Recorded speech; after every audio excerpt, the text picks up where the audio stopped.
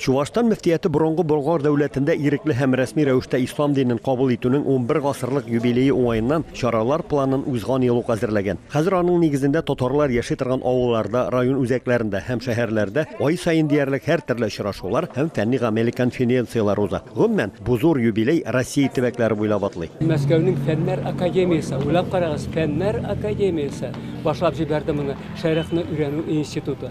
Аннан соң декабрь айында булды зур конференция. Аннан соң Мәскәүнең Җәмигъ мәчетендә булды олы конференция. Аннан соң да Татарстанга күчте.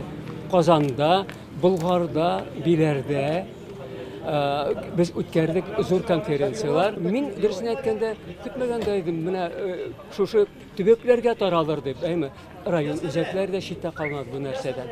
Инде Чувашиянең менә бу Комсомольский район үзәгендә үтүе тагын да күркәм нәрсә. Шунсы игътибарга лаек эш планында балалар өчен дә байтак кына чаралар каралган. Гомумән Чувашстан якларында балаларга милли тәрбия һәм дини белем бирү буенча элегелектән зур эш алып барыла. Мәчеттә дә ул мәсьәләдә зур эшләр алып барабыз. Мәчеттә дә без татар телендә генә аралашабыз. И балаларга да, үзебезнең кечкенә балаларыбызга, мәчеткә йөрүче шәкертләребезгә татар телендә генә, безнең хәзер җәйге лагерьлар башлана, Алла әйтсә, бу мәҗлесләрдән соң шул 2 атна була безнең 3 атна була лагерь, җәйге лагерьлар, балалар белән 5 яшеннән алып 12 яшына кадәр безнең лагерьдә балалар булалар. Мәгълүм булганча, Идел буена ислам дине ел дәвамында эссе булган Ирак, Гарәбстан якларыннан килә. Шуңа күрә төрле климатик шартларда яшәсәк тә, бүген кайберәүләр аларның гореф-гадәтләрен генә түгел, ә киемнәрен дә Россиягә кертергә тырыша. Без ислам динен кабул иттек. Гарәпләрдән аларның гадәтләрен түгел, аларның ислам дине. Минемчә бу әлбәттә кирәк, шулай кирәк. Чөнки ул вакытта гарәпләрнең гадәтләре бик тирәнтен иде. Мәсәлән, кабилә бар иде. Үзләренең пустыняларда йөри. Мәсәлән, пустыняда йөрүченең гадәте безнең урманда яшәүченең гадәтенә туры килми. Башка тау ягында, тау ташлар арасында яшәүнең гадәтләре безнең мәсәлән үзебезнең матур урынны чирәмле урыннарда торучыларның гадәтләренә килми. Исламның Идел Болгары һәм Идел Урал төбәгендә яшәүче халыклар үсешенә йогынтысы дип аталган бүгенге конференциядә катнашучылар болгар бабаларыбызның ни өчен нәкъ менә ислам динен кабул итү белән дә кызыксындылар. Болгар бабаларыбыз ислам динен кабул иттеләр ни сәбәпле? Сәбәбе нинди иде аның?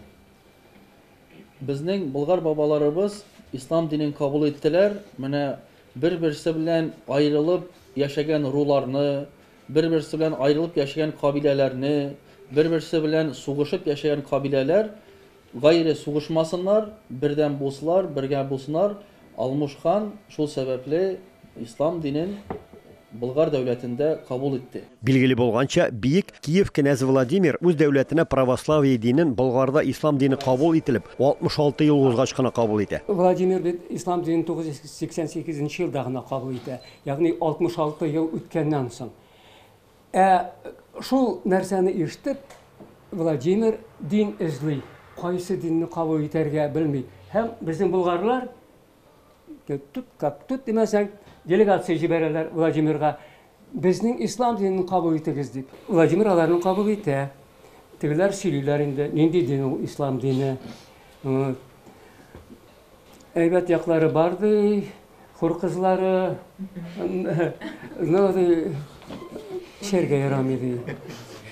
Ансыз безгә булмый. Бүген исламда көй көйләү, җырлау кебек нәрсәләрне хәрам диючеләр дә бар. Бүгенге очрашуда бу сорауга да җавап табылды. Ул элек актуаль иде мөселманнар өчен бүген дә. Чөнки бүген бар әйтүчеләр, җырлау, көй көйләү харам дигән, тыелган дигән исламда шундый фикер алга сөрүчеләр бар. Һәм без моннан дәлилләп әйтәбез, Коръәннән, хәдисләрдән дәлилләр китереп, һәм татар галимнәре фикерләрен китереп. Хәсән Гатага Баши казый булган име, аннары Риза Фахретдинов мөфтибез һәм казый булган шәхесләр, мәгърифәтчеләребез. Һәм алар нәрсә дәлилләп язалар. Музыка, көй көйләү харам түгел ул дип. Көйнең төрлесе бар бит. Түбән ниләрне, нәфсне уята торган име. Музыка, которая призывает к страстям, это же одно, а бит бар киресенчә иманны ныгыта торган. Мөнәҗәтләр, бәйтләр. Һәм алар киресенчә безгә ярдәм итә иткәннәр. Kitapxonada очрашу тәмамлангач, чара район мәчетендә дәвам итте. Биредә балалар 1100 еллыкка багышлап әдәби музыкаль кичә тәкъдим иттеләр. Чувашстаннан Рамис Сафин, Татарлар.